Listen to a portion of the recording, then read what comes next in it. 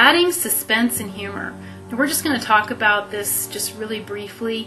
In the 20-hour DVD workshop, there's literally hundreds of ideas for each of these. I think there's over 200 for each suspense and humor.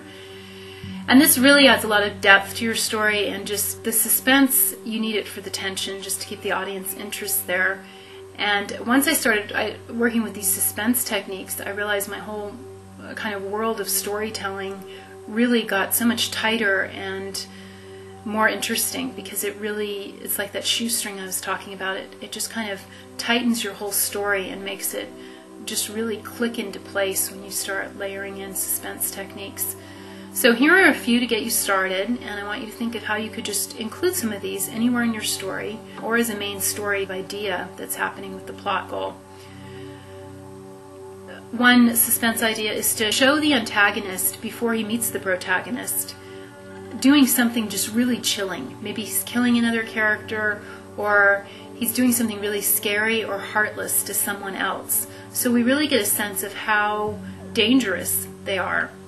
And then we see him heading towards the protagonist, like he's looking at a picture of the protagonist, or you just get the sense that this guy is really dangerous and you don't want anything to do with him. So you'll see that a lot in films, where they'll show you the scariest part of the antagonist first, and we talked about that a little bit on establishing your characters and the hook and the setup.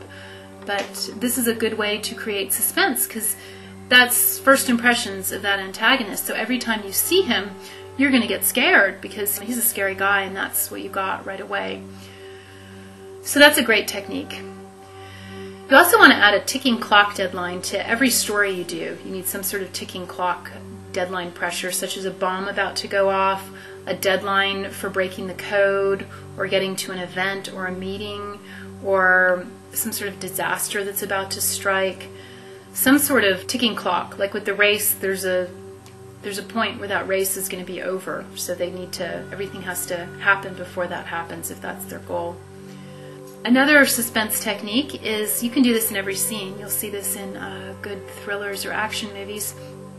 You place the protagonist in situations where they are clearly going to lose by overwhelming odds. You just make it like impossible for them, like there's no way they're going to get out of it. They're completely surrounded.